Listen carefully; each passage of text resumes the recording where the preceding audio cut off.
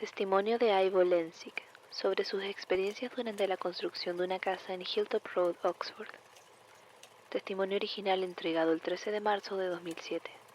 Grabación de audio por Jonathan Sims, archivista jefe del Instituto Magnus, Londres. Comienza el testimonio.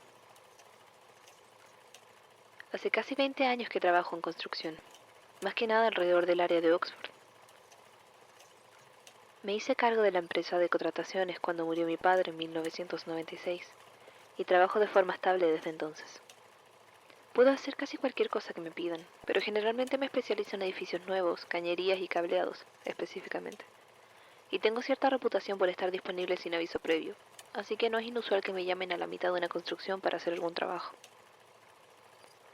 Cuando me ofrecieron trabajar en una casa en Hilltop Road a la mitad de noviembre no me pareció extraño.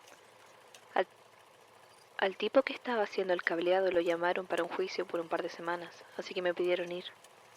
Estaba haciendo otro trabajo durante el día, pero mi prometida, Sam, estaba en una conferencia en Hamburg y estábamos ahorrando para la boda, así que decidí aceptar e ir a la noche. Ahora, Hilltop Road es una calle bastante aislada en el área de Cowley. No hay muchas residencias estudiantiles, así que es un lugar bastante tranquilo, especialmente después de que los niños que viven por ahí se van a dormir. La casa en sí hacía poco que estaba en construcción porque el terreno había estado cerrado por años por una serie de conflictos por un título de propiedad, y cuando llegué todavía estaba mayormente vacía. Tenía 2 pisos y un ático que iba a ser otra habitación, al igual que el resto de las casas de la calle.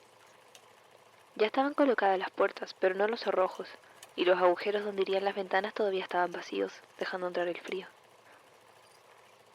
Ese lado de la calle terminaba en South Park, y tenía cercos marcando el fondo de cada jardín.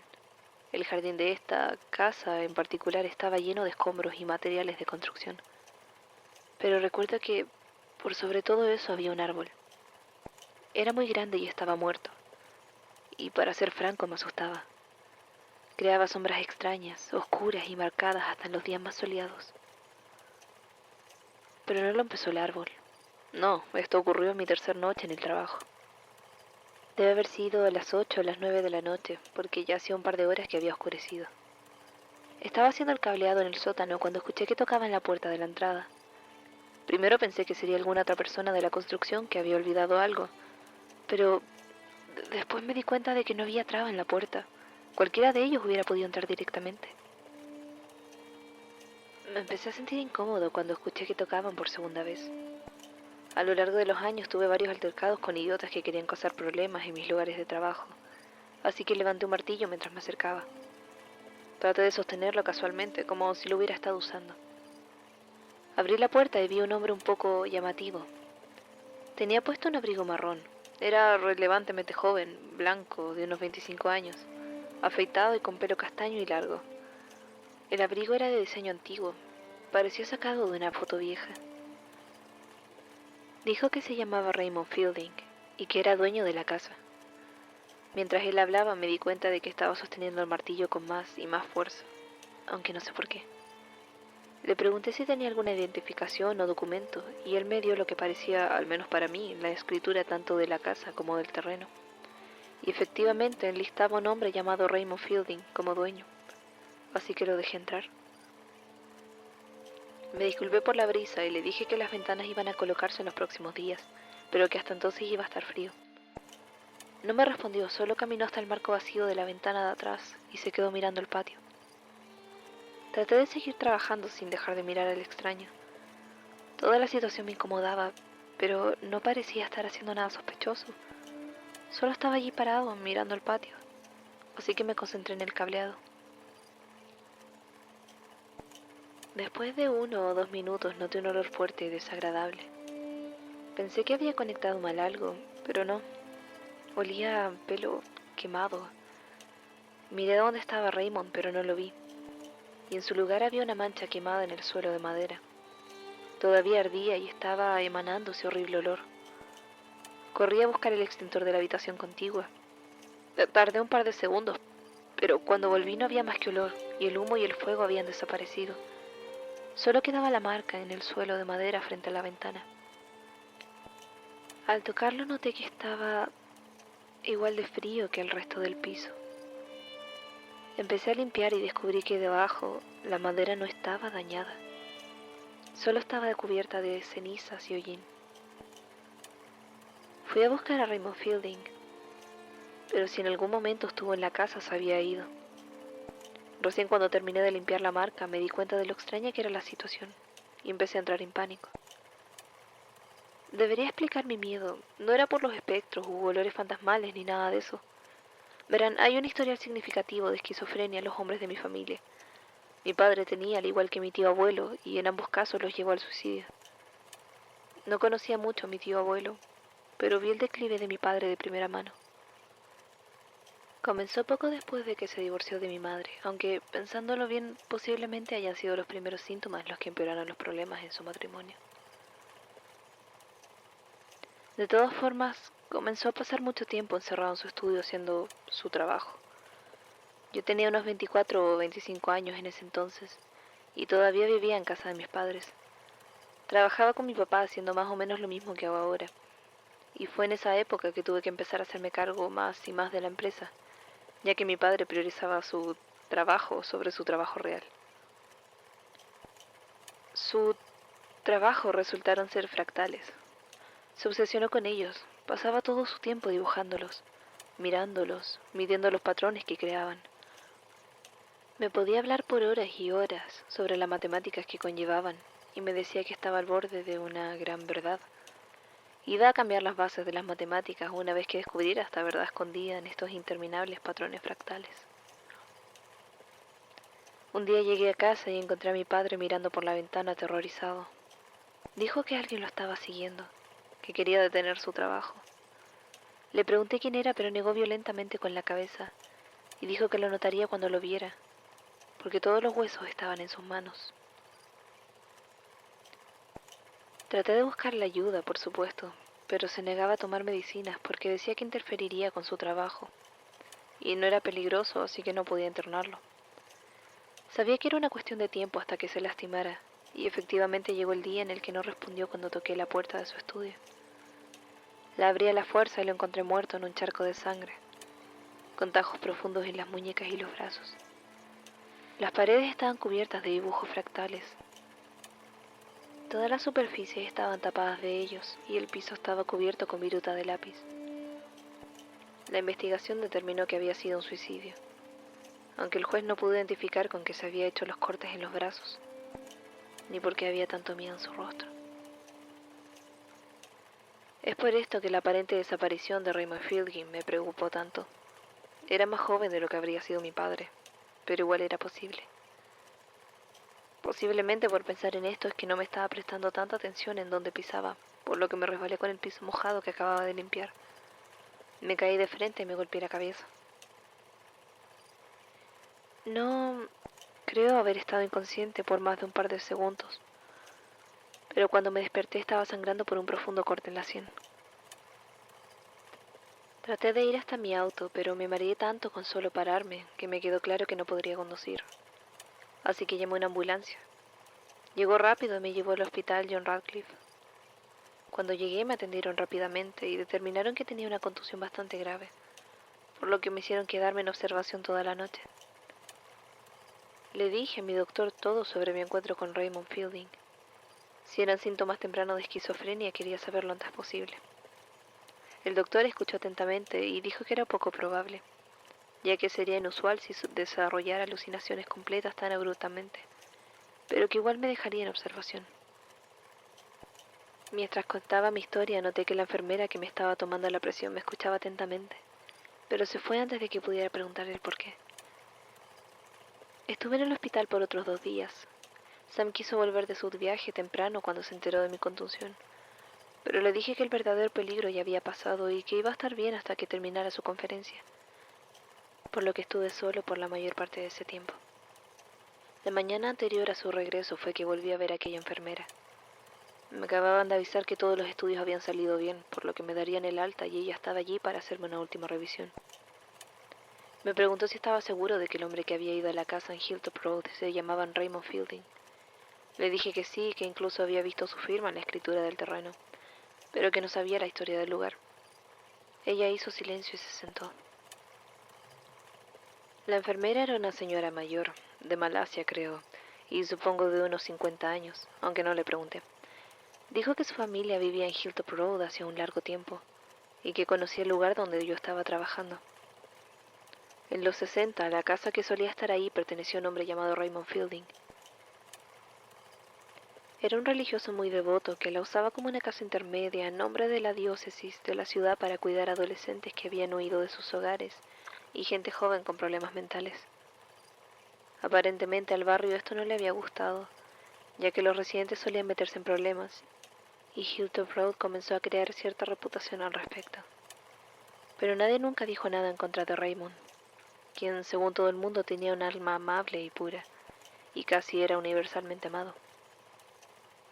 Nadie sabía exactamente cuándo se había mudado Agnes. Incluso había gente que decía que era la hija de Raymond, ya que eran parecidos y era aún más joven que la mayoría de los otros niños que vivía ahí.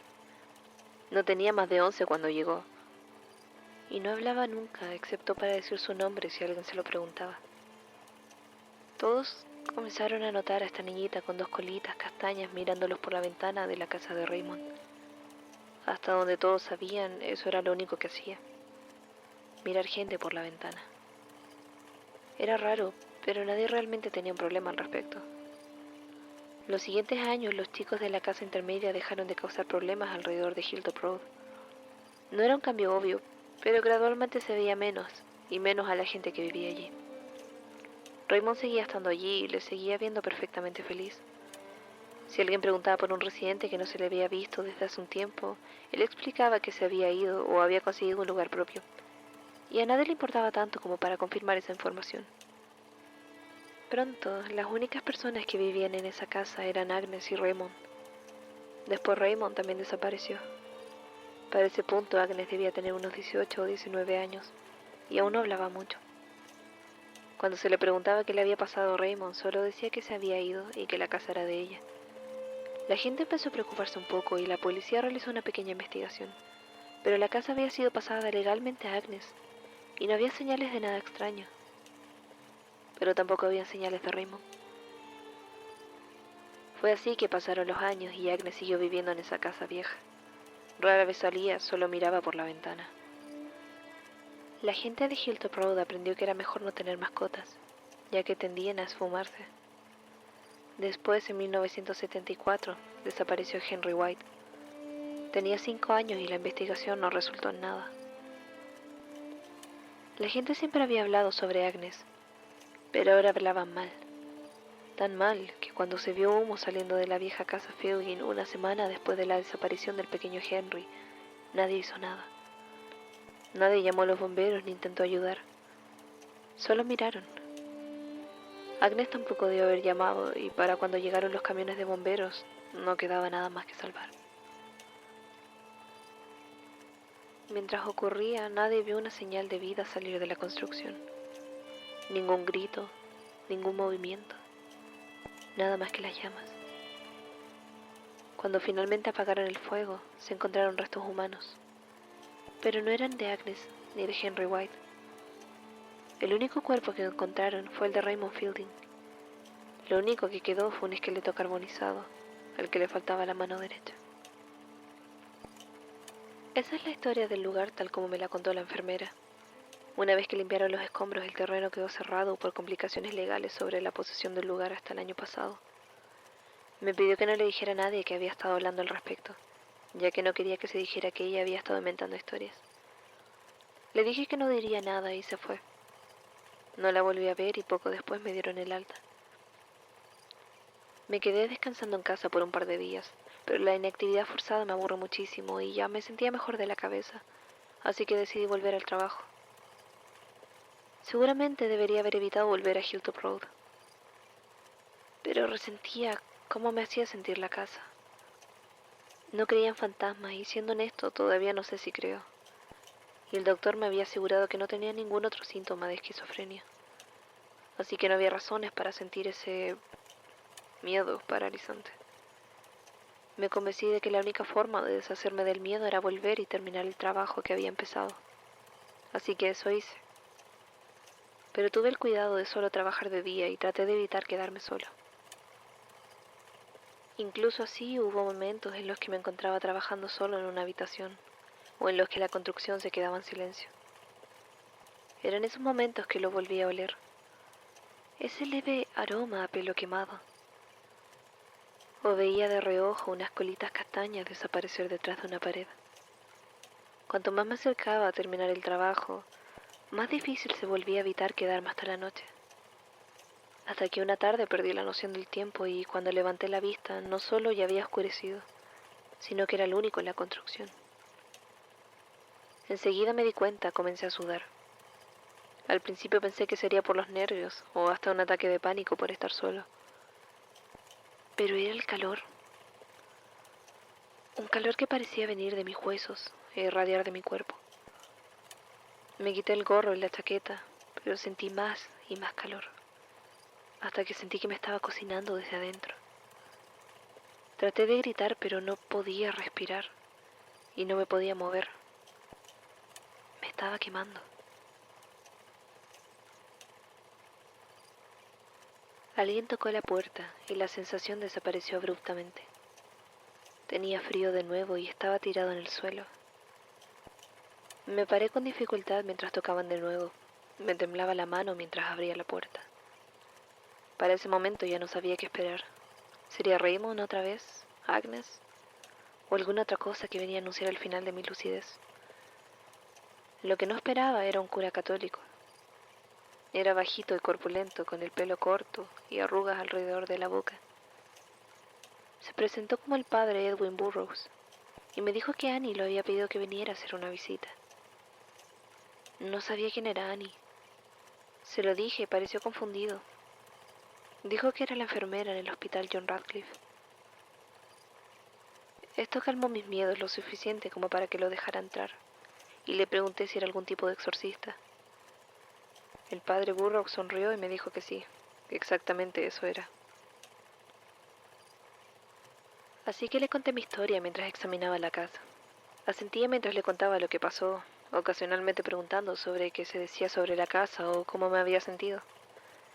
Finalmente pareció satisfecho y dijo que haría lo que podría. Me explicó que los exorcismos en realidad eran solo demonios y que no podía hacerlo con fantasmas, al menos no oficialmente.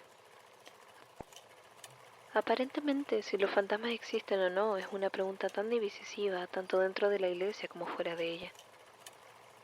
Pero haría algunas bendiciones y vería si podría ayudar. Me pidió que esperara afuera mientras trabajaba, así que me fui al patio de atrás y esperé.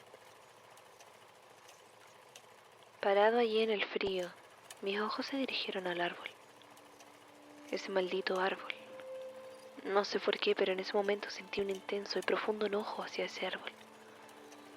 Levanté una palanca que estaba tirada sobre unas maderas apiladas cerca y tomando impulso arremetí contra el tronco, enterrándola con toda mi fuerza. Sentí algo caliente y mojado salir de donde lo había golpeado. ¿Savia? No, no se sentía como savia.